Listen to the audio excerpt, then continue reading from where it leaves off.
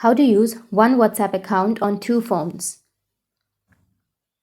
So if you want to use one WhatsApp account on two phones, then what you need to do is first you just need simply open up your primary phone, go with the upper right which has that three dots, and then go with linked devices. Under linked device, you need to tap on link a device, and after that it will give you the QR code or the scanner, right? Now on the second device or on the new device, you need to open up your WhatsApp. You can go with agree and continue. Go with the upper right which has that three dots and then tap on link as companion device.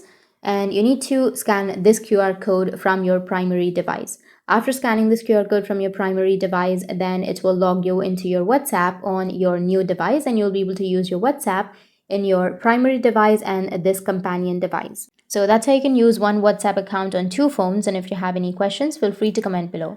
Thanks for watching.